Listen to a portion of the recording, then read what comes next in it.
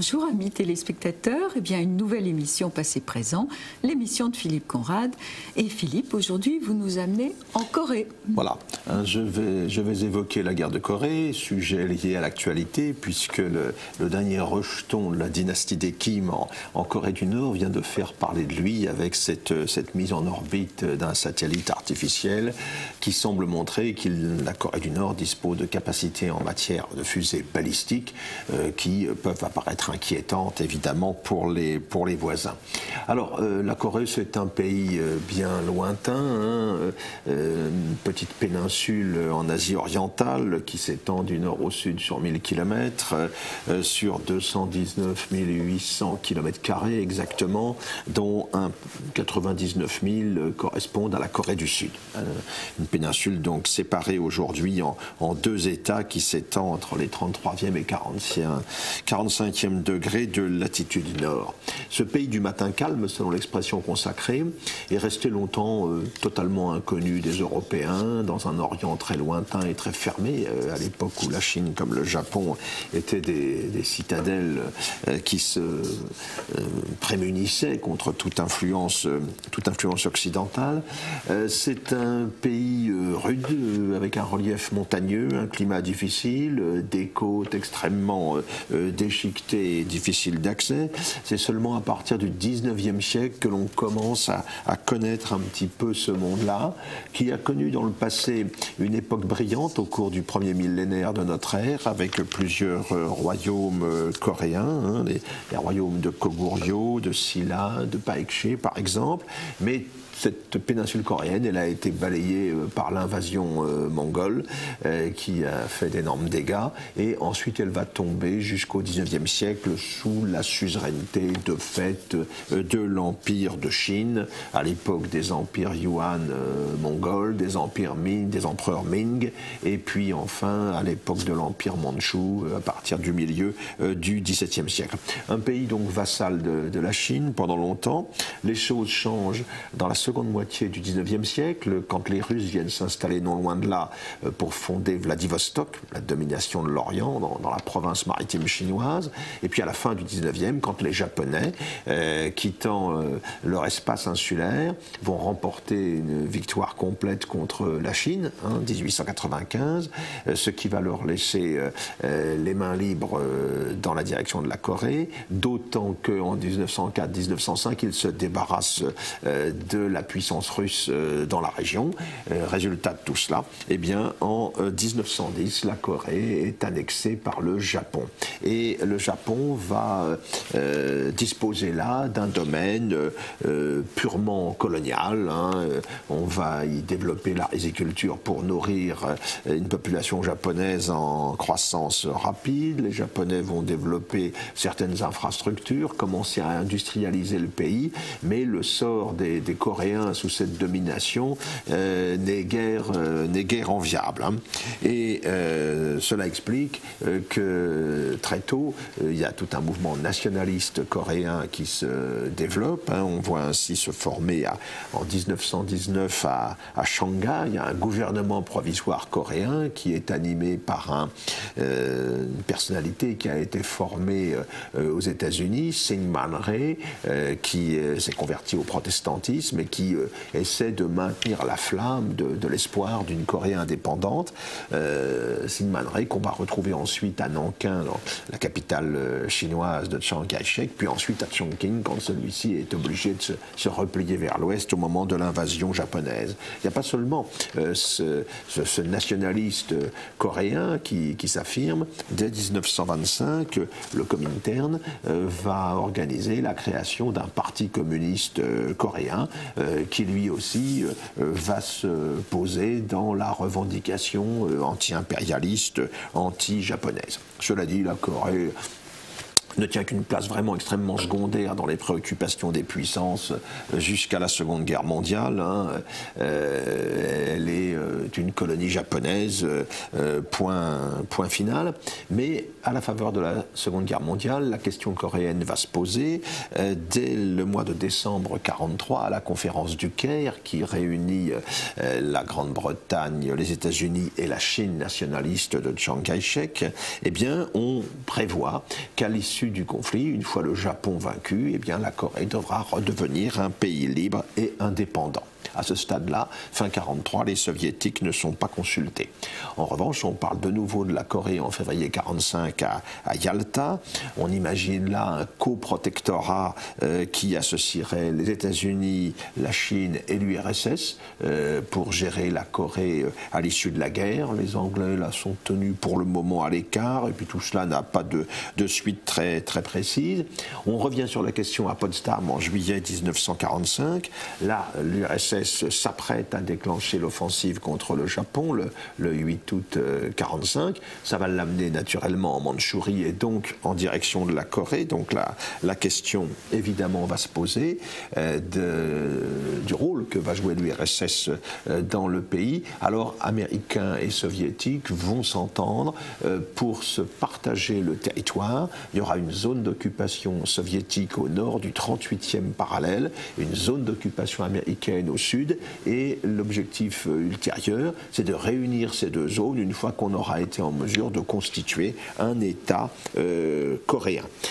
Les Américains débarquent dans le sud de la péninsule dès septembre 1945 à Pusan, vont jusqu'au 38e parallèle. Là, on voit se mettre en place deux territoires qui vont devenir deux États.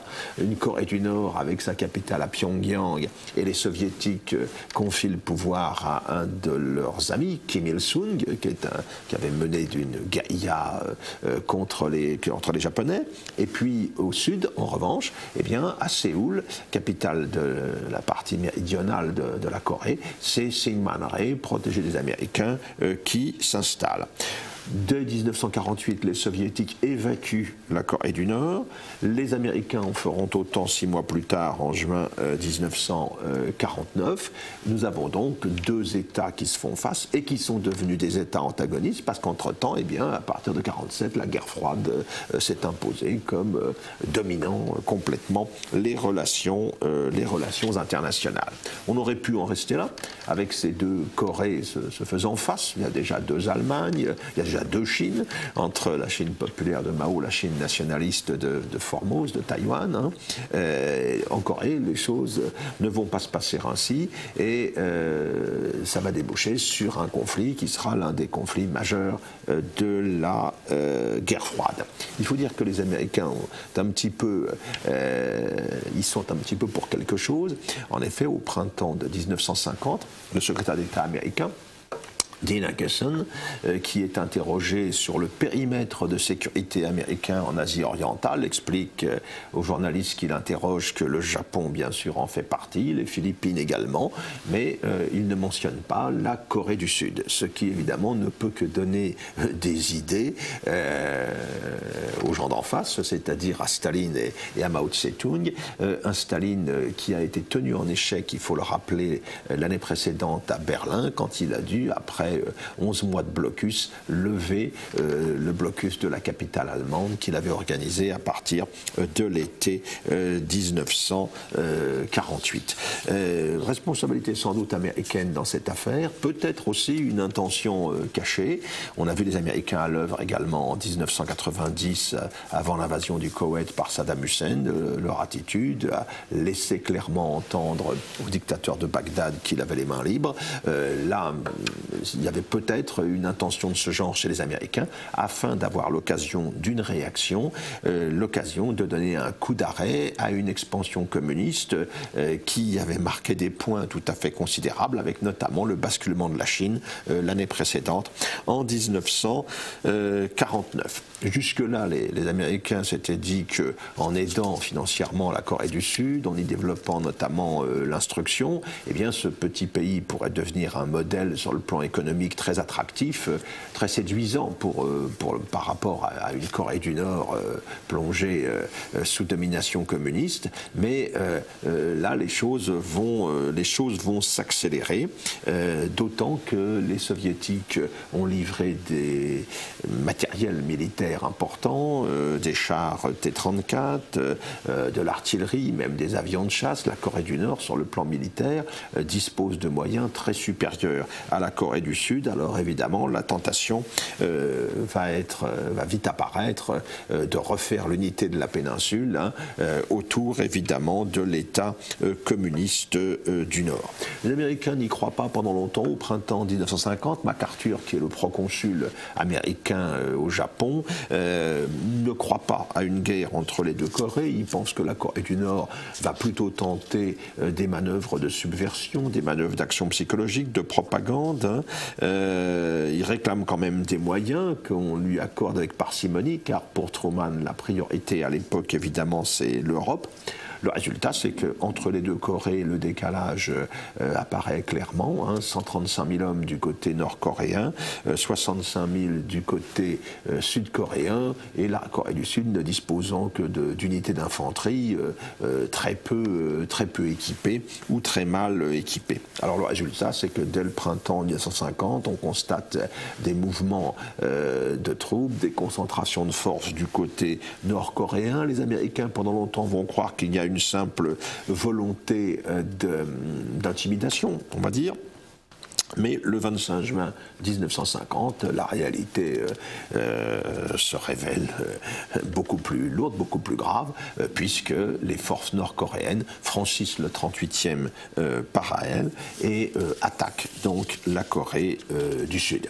Truman est alerté alors qu'il se trouve dans le Missouri, c'est son territoire habituel, hein, il est originaire de cette région, il va rentrer rapidement à Washington, là l'ambassadeur Mochio, qui était à Séoul, confirme évidemment l'invasion. La ville de Kaesong est déjà tombée entre les mains des Coréens du Nord. Alors on sollicite le Conseil de sécurité de l'ONU qui condamne le régime nord-coréen, exige un cessez-le-feu, exige le retrait des forces nord-coréennes. Dans un contexte bien particulier et qui est très important et qu'il faut rappeler, l'URSS boycotte le Conseil de sécurité à ce moment-là, car elle n'admet pas que le siège de la Chine au Conseil de sécurité demeure occupé par la Chine nationaliste de Formose, de Taïwan, par la Chine de Chiang Kai-shek, et elle réclame à grands cris que ce soit la Chine de Mao Tse-tung qui soit représentée au Conseil de sécurité. Hein.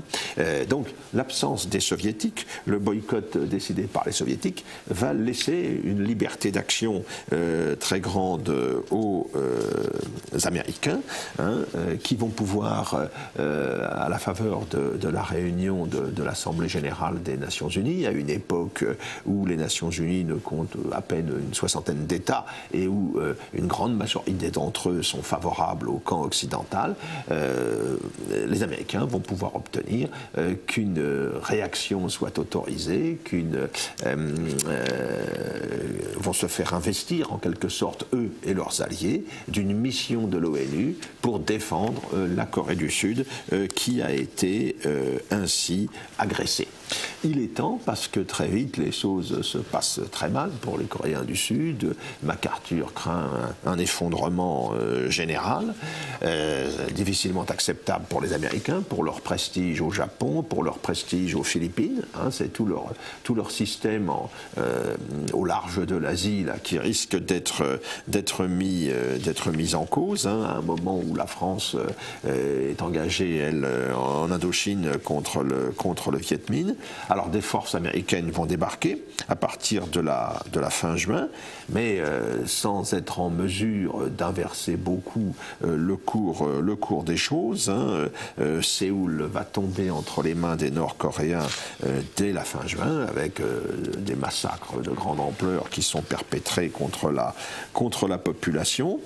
Et les Américains, pendant ce temps, constituent la coalition sous l'égide de l'ONU qui va devoir réagir. Alors il y a leurs alliés traditionnels, Australie, Nouvelle-Zélande, Canada, bien sûr les Britanniques, en tous ces États, dont la France, la Turquie, l'Italie, la Norvège, qui vont s'engager donc dans cette affaire. Le gros de la force expéditionnaire de l'ONU étant constitué essentiellement par des forces américaines, et c'est MacArthur qui prend le commandement en chef de l'ensemble de ces forces. En attendant, la situation est toujours aussi inquiétante, hein.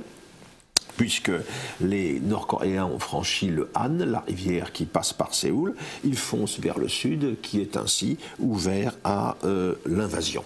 Les Américains tentent de réagir, mais les faibles forces dont ils disposent dans un premier temps sont vite submergées, sont vite surclassées, et finalement, Pusan, dans le sud-ouest de la péninsule, apparaît très vite comme une simple tête de pont vers laquelle il faut diriger un maximum de renforts. Les Américains vont réussir à contenir quand même la poussée communiste, en engageant des forces plus nombreuses, des moyens plus nombreux, mais malgré leur supériorité aérienne, la situation est quand même extrêmement difficile.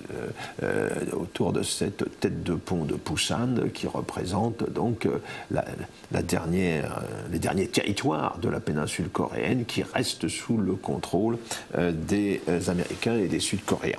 C'est là que MacArthur va avoir une idée ambitieuse, incertaine, qui va inquiéter beaucoup de ses profs d'ailleurs, c'est le débarquement d'Incheon. Les Nord-Coréens foncent vers le sud, et bien on va débarquer dans leur dos, à hauteur de Séoul, sur la côte occidentale de la Corée. C'est une affaire qui est pleinement réussie le 15 septembre, ce débarquement d'Incheon. Ça fait que Séoul est rapidement libéré et que les nordistes se trouvent condamnés à une débandade très rapide au-delà du 38e parallèle. À ce moment se pose la question de cette limite. Faut-il poursuivre la guerre, écraser complètement les communistes et envisager de refaire l'unité coréenne, mais au profit du gouvernement de Séoul? L'Organisation des Nations Unies donne son accord dans ce sens, en réclamant des élections libres dans l'ensemble de la Corée, notamment sous les auspices de l'ONU, et donc on va se lancer à la conquête en fait de la Corée du Nord. MacArthur est persuadé qu'il n'y aura pas de réaction chinoise. Oui, il va y en avoir une, puisque le 15 octobre, 180 000 volontaires chinois, c'est le titre officiel que vont retenir les autorités de Pékin, franchissent la frontière du Yalu et viennent s'affronter donc aux forces américaines et sud-coréennes, avec des moyens importants, puisque les soviétiques mettent à la disposition des Nord-Coréens leur aviation la plus moderne, les fameux MiG-15, avec lesquels doivent compter les bombardiers américains, les fameux B-29. Et puis il y a un rapport de force, vous avez une division américaine, la fameuse division de cavalerie, la fameuse First Cav, qui se retrouve confrontée à 5 divisions chinoises, une division de marine à 3 divisions chinoises. Donc c'est extrêmement difficile. Il va falloir rapidement organiser le repli donc, des forces alliées dans des conditions difficiles. C'est là qu'une brigade turque d'ailleurs va jouer un rôle important. C'est un moment fort de la guerre de Corée pour couvrir la retraite des forces alliées.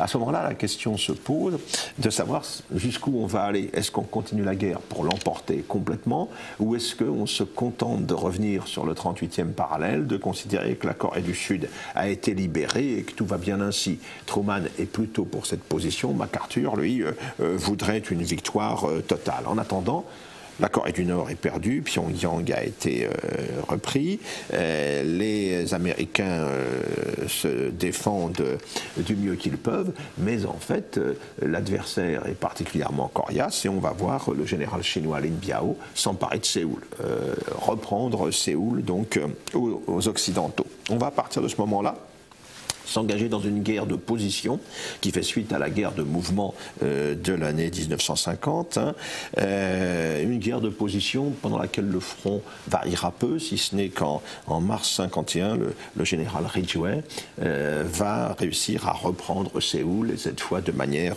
définitive. Entre-temps, il y a un événement important, c'est le limogeage de MacArthur par Truman. MacArthur était partisan des grands moyens, il parlait même d'utiliser la bombe atomique contre le sanctuaire chinois. Il voulait intégrer des troupes chinoises de Chiang Kai-shek dans la coalition. Truman veut limiter quand même les risques d'un embrasement général. Et en avril 51, eh bien, MacArthur est rappelé. Lui succède le général Ridgway, avec le général Van Fleet à la 8e armée qui défend la Corée du Sud. Il va réussir à contenir la poussée chinoise. Le bataillon français du colonel Monclar va s'illustrer particulièrement durant cette période. Et puis finalement, en juillet 51, on va ouvrir des pourparlers d'armistice.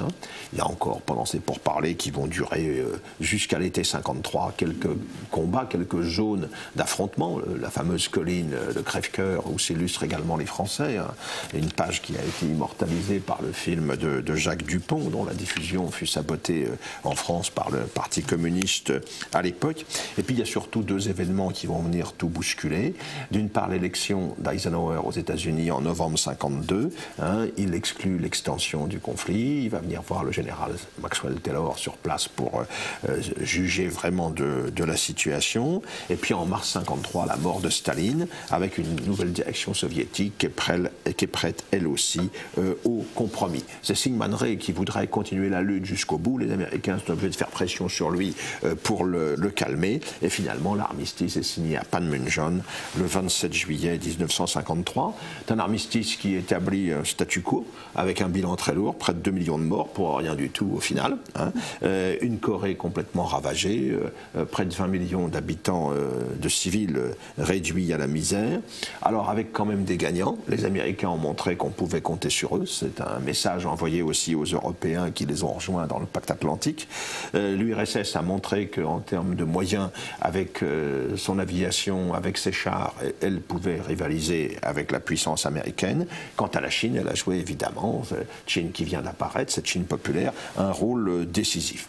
Alors cette situation de 1953, elle n'a pas changé, on le sait, 63 ans plus tard. C'est encore une espèce de vestige de la guerre froide là, qui demeure dans la péninsule coréenne, avec un statu quo qui a toutes les chances de durer longtemps, car personne ne veut au fond d'une réunification coréenne. Ça n'intéresserait personne, ni la Corée du Sud qui veut pas se taper, comme l'a fait l'Allemagne de l'Ouest, le prix de l'intégration de la Corée du Nord, ni la Corée du Nord où la dynastie régnante voit dans l'exaltation du nationalisme, la légitimité de son pouvoir, ni les USA qui ont là un prétexte pour rester en Asie orientale, ni le Japon qui n'a pas envie de voir une Corée réunifiée et avec une démographie plus jeune devenir un rival économique dangereux. Donc on peut penser que les résultats de cette guerre de Corée, eh bien, ils vont s'installer, ils se sont installés pour longtemps et il semble que cela devrait continuer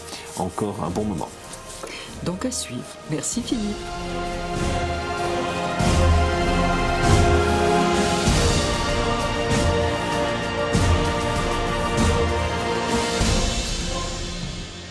J'ai le plaisir de recevoir aujourd'hui M. Bernard Brizet, qui est un historien spécialiste de la Chine, qui nous a déjà donné plusieurs ouvrages majeurs sur la question, notamment un livre consacré à l'histoire du sac du palais d'été, également une biographie de Chiang Kai-shek, également une histoire des relations franco-chinoises. Alors il nous propose aujourd'hui un livre qui peut paraître avec son titre un petit peu provocateur, les 30 empereurs qui ont fait la Chine. Alors empereur étant, le terme est placé entre guillemets, pour une raison très simple, c'est que Bernard Brizet compte dans ses empereurs, je dirais dans ses personnalités exceptionnelles, des gens qui a priori n'ont pas leur place dans l'une des dynasties, notamment pour les périodes récentes, puisqu'il compte dans ses empereurs Mao Tse-tung, notre ami Xi Jinping, n'est-ce pas, également Deng Xiaoping, Chiang Kai-shek. Donc ce titre recoupe, en fait, correspond à un survol général de l'histoire de la Chine, particulièrement utile pour nous, car cet immense pays qui est en train de réaliser un retour en force spectaculaire sur la scène internationale, eh bien son histoire est quand même très mal connue, il faut bien le dire. En France, les gens ont quelques idées assez vagues sur la muraille de Chine, la cité interdite de Pékin, et puis peut-être le siège délégation de 1900 au mieux. Mais il est tout à fait intéressant de trouver donc un ouvrage qui vaut par ses qualités didactiques, pédagogiques, qui est rédigé d'une manière parfaite pour susciter et entretenir l'intérêt du lecteur. Donc, les 30 empereurs qui ont fait la Chine, de Bernard Brizet, aux éditions Perrin. Alors, tout d'abord, il y a une question que je voudrais vous poser, Bernard Brizet. Vous savez que nous avons aujourd'hui en France tout un débat concernant, entre guillemets encore, le roman national. Certains, dans leur volonté de déconstruction frénétique, veulent en finir avec ce qu'ils considèrent comme un produit purement téléologique et qui n'a plus lieu d'être aujourd'hui. Au contraire, ils veulent mettre en lumière les aspects méconnus d'une histoire de France dont on entend donner une image, on le voit bien, plutôt négative. Qu'en est-il chez les Chinois? Nous avons eu, nous, notre récit national, je préfère ce terme, tel qu'il a été formaté par l'école publique sous la Troisième République, hein, l'histoire de France, les 40 rois qui ont fait la France, et puis derrière de Napoléon jusqu'aux guerres mondiales. Est-ce qu'en Chine, pour le chinois moyen, il y a une histoire de la Chine qui est perçue de la même manière? Est-ce que les Chinois, dans leur tête, dans leur esprit, s'inscrivent dans la très longue durée de l'histoire chinoise, ou est-ce qu'au contraire, le maoïsme étant passé par là, c'est l'histoire immédiate ou l'histoire contemporaine qu'ils ont retenue? Deux choses. D'abord, les Chinois, dès l'école primaire, on leur enseigne de manière très précise l'histoire et la géographie. C'est un immense pays. Ça commence bien. Bien. Et ensuite, on leur inculque l'histoire. Mais l'histoire, comme ça, c'est une histoire quasiment officielle, héritée du marxisme. Et toujours, encore aujourd'hui. Ah oui, encore aujourd'hui, ils en sont encore imbibés. Et je prends un exemple, et complètement orienté. Je fais une conférence dans le Shandong, qui est une province à l'est, au nord de Shanghai. Et ma traductrice, qui était une professeure d'université, me disait qu'elle avait appris le sac du Palais d'été, l'histoire du sac du Palais d'été en 1860, à l'école primaire. Ah oui. Bien, c'est-à-dire, elle devait avoir 8 ans. C'est-à-dire l'expédition franco-anglaise qui a amené donc... Anglo-française, pardonnez-moi. Anglo-française, bon. Et donc, on leur apprend l'histoire, mais c'est une histoire très orientée, donc anticapitaliste, anti-impérialiste, etc., même encore maintenant. C'est pour ça que je ne parle pas chinois, pas tellement, mais je ne me sers pas des ouvrages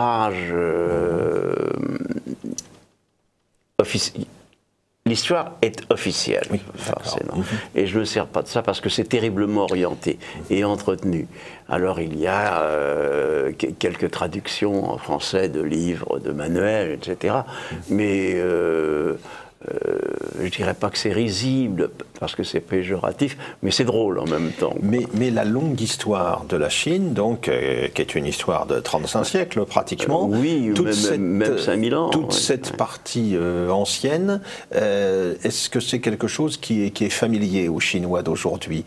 Est-ce que, par exemple, le fameux premier empereur dont on a découvert l'armée de terre cuite, c'est un personnage qu'ils sentent proche d'eux, II, comme chez nous, par exemple, les Français pouvaient se sentir proches d'un Saint-Louis ou d'un Louis XIV ou de personnalités de ce genre. Vous prenez l'exemple du premier empereur.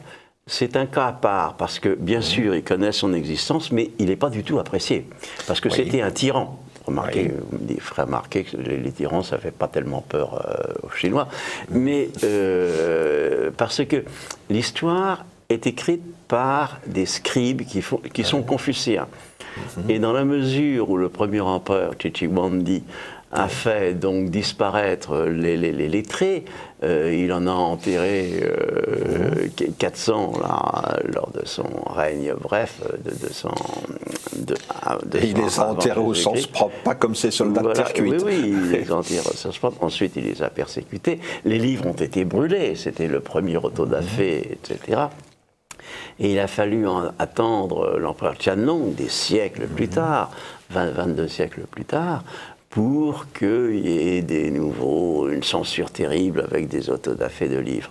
Donc, Chiji-Huangdi, le premier empereur, célèbre parce qu'on connaît tous, enfin, on a tous entendu parler, au moins Xian, son armée enterrée, est mal vu.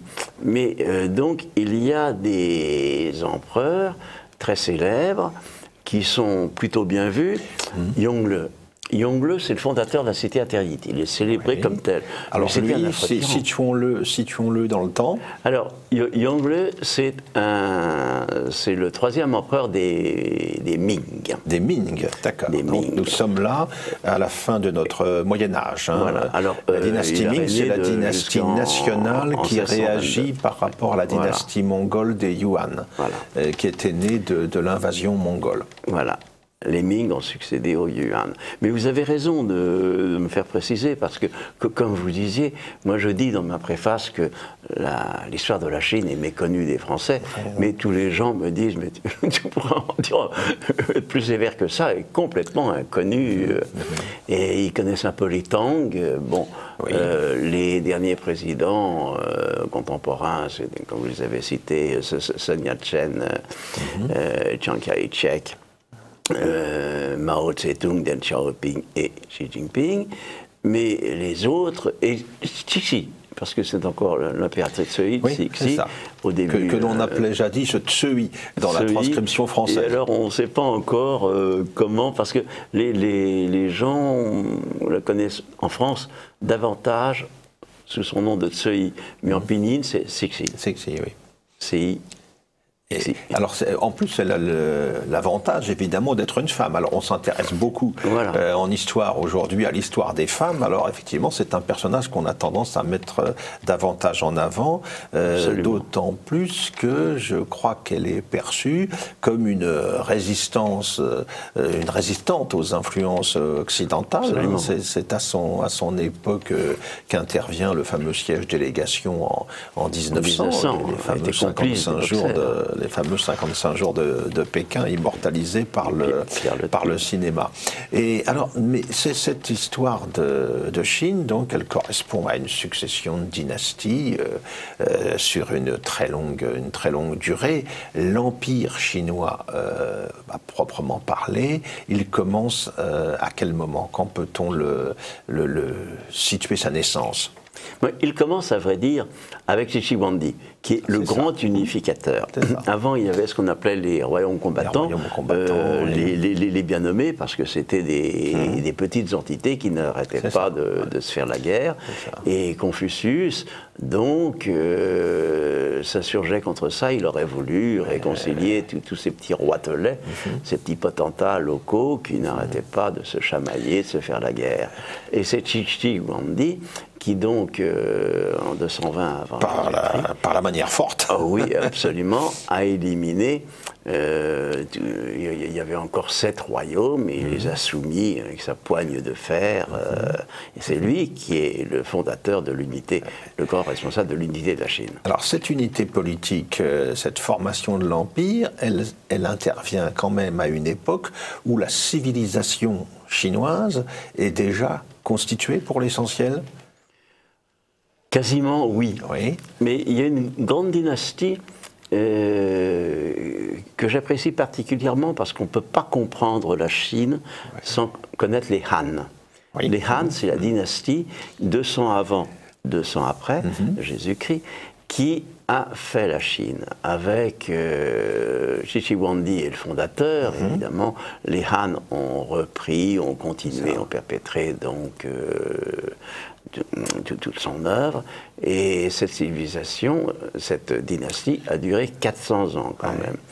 Et moi-même, lorsque j'ai commencé ce livre, j'ai admis que je connaissais mal les Han. Mais on ne peut pas comprendre la Chine si on ne connaît pas la civilisation des Han. Même actuellement, pour connaître le côté dur, tyrannique de la Chine, il faut connaître avant Cixi Huangdi, les penseurs de l'époque qui ont installé Wang Fei une doctrine très dure. On comprend que la Chine hérite encore aujourd'hui, Mao Tse-tung et peut-être de Xi Jinping, donc de cette dureté. Il faut dire que la Chine, il y a deux pays ingouvernables au monde, c'est la Chine et la France. Bien. Et la Chine est ingouvernable. Et tous les dirigeants savent que c'est la main de fer. Sinon, ça éclate. Et actuellement, c'est la main de fer donc, du Parti communiste. 90 millions de membres, l'élite.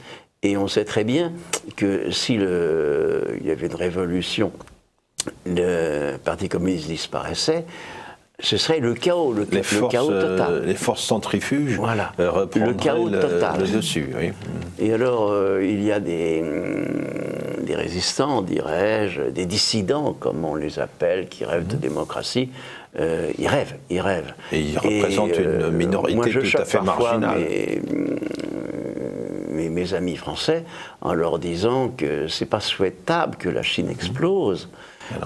Parce que pour eux, ce serait dramatique, et pour nous également. Ça serait déstabilisateur, bien sûr. Pour nous occidentaux. D'ailleurs, on l'a vu, quand se termine l'Empire chinois en 1911, avec une proclamation d'une république, la fin de l'Empire mandchou, on voit bien la Chine qui éclate. On a une république qui est proclamée au sud, une dictature militaire visant à la restauration de l'Empire avec Yuan Shikai au nord. Ensuite, c'est le temps des seigneurs de la guerre. Chiang Kai-shek ne réussira jamais à refaire l'unité de la Chine. C'est une période horrible. Horrible.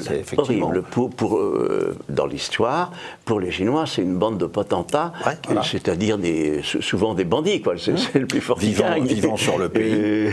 Qui se sont institués gouverneurs de province, et puis ils ont fait la guerre. Et ça a duré 10 ans, et c'est Chiang Kai-shek qui a réunifié un grand mal. Un grand mal.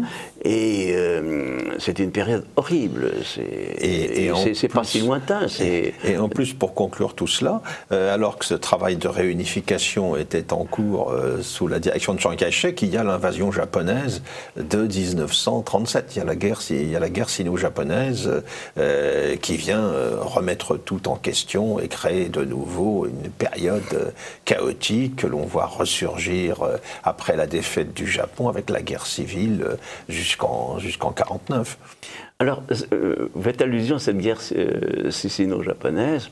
C'est très important, parce que les Japonais, donc, ils voulaient... C'est un petit pays, ça ressemble à l'Angleterre, au point de vue surface, etc.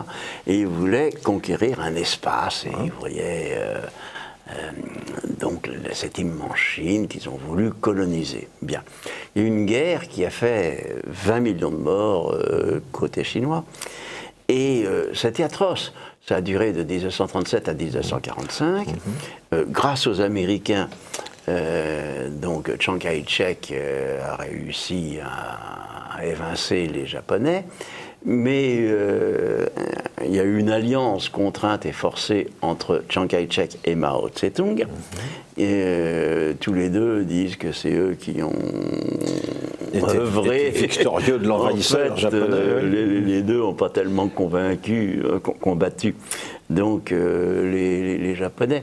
Mais il y a une anecdote que j'aime bien, c'est que Mao Tse-tung a rencontré un jour ses homologues japonais, et les Japonais se sont excusés en disant « Oui, nous reconnaissons que nous avons fait du mal à la Chine. Ah oui. » Et Mao Tse-tung « Ne vous excusez pas, si je suis arrivé au pouvoir, c'est grâce à vous. » Ah oui, d'accord. Bah effectivement, oui, c'est la dynamique de la guerre. C'est vrai, sinon Chiang Kai-shek aurait encore... Oui, parce que la guerre imaginée par Mao, la fameuse guerre révolutionnaire en liaison, en osmose avec le peuple, ça a été l'élément décisif. L'armée de Chiang Kai-shek, finalement, elle a enchaîné les échecs quand même. Chiang Kai-shek était... C'était un régime corrompu, une dictature corrompue, ça ne pouvait pas durer éternellement. En face, il y avait Mao Tse-tung, son idée géniale, c'est là où les marxistes disaient pour la révolution, c'est les ouvriers, les villes, les grandes villes ouvrières, etc. Lui, c'est la masse paysanne, il avait raison, puisque la Chine est une masse paysanne. Il a donc enrôlé les masses paysannes. Les armements, il s'arrangeait pour les prendre à son adversaire. Donc, c'est le premier coup de génie de et puis, Mao s'inscrivait aussi dans la longue durée chinoise, marquée justement par des mouvements d'insurrection paysanne qui réapparaissent de manière récurrente tout au long de l'histoire chinoise. Vous évoquez notamment un usurpateur là, dans des époques très lointaines, c'est ça, qui s'est installé au pouvoir dans une dynamique de ce type. On voit ensuite les révoltes des Taipings au XIXe siècle, la révolution paysanne, l'aspiration à la terre, tout simplement, dans cette société-là, c'est quelque chose qui revient de manière régulière, et Mao a pu évidemment en jouer au-delà de toutes les analyses marxistes orthodoxes.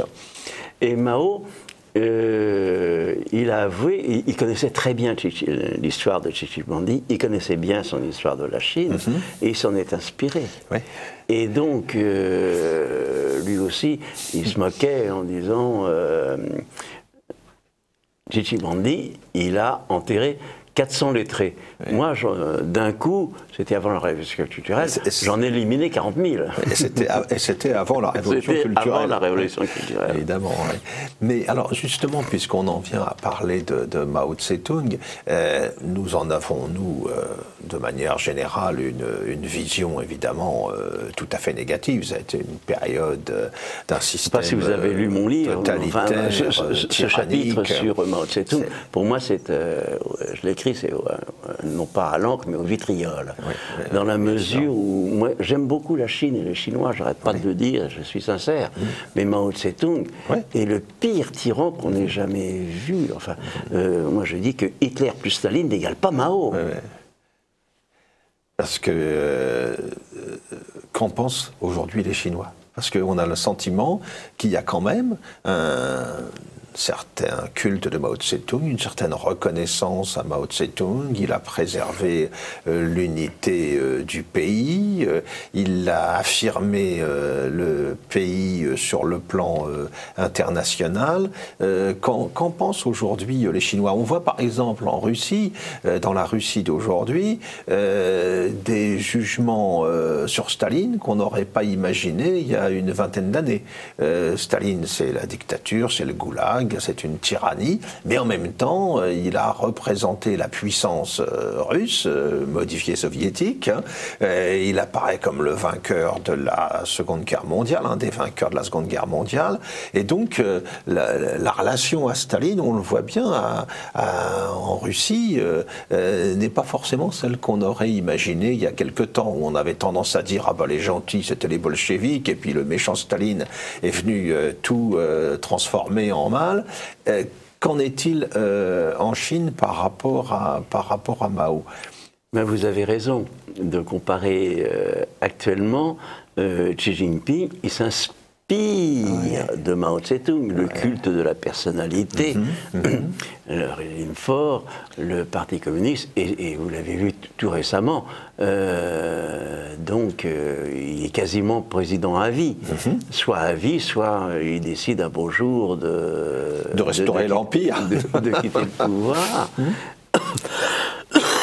Donc de ce côté-là, il s'inspire énormément. J'ai un ami qui s'appelle Benoît Vermander, je ne sais pas si vous connaissez son nom, c'est un jésuite, et historien assez génial, il est professeur à l'université Fudan de Shanghai, et j'ai gêné avec lui il y a quelques années, il me disait, sur Mao Tse-tung, tu peux dire ce que tu veux, mais fais attention pour ton livre, si tu veux conserver des relations amicales, normales avec les Chinois, ménage Xi Jinping. Ça, c'était il y a quelques années. Lorsque je l'ai revu, au début de l'année, il m'a dit fais attention, ce que je te disais sur Mao, fais attention, maintenant, ça a changé. Ça a changé. Il ne faut plus en dire du mal. Et sur Xi Jinping, alors sois encore plus prudent. Et quelle est l'image qu'a laissée dans l'opinion chinoise, dans l'esprit des Chinois, Deng Xiaoping, qui est l'homme qui a assuré, qui a joué un rôle absolument majeur dans l'histoire récente de la Chine, qui a assuré une transition qui n'était pas du tout évidente entre la Chine de Mao et la Chine que nous connaissons aujourd'hui. On voit bien son importance, là encore, en comparant avec ce qui s'est passé en URSS, où la transition qu'on pouvait attendre de Gorbatchev a abouti à un chaos général, à un effondrement de la puissance soviétique et donc de la Russie. Comment est-ce que Deng Xiaoping est perçu aujourd'hui par les Chinois d'une manière fortement positive, ou est-ce qu'il est un petit peu oublié entre Mao hier et Xi Jinping aujourd'hui?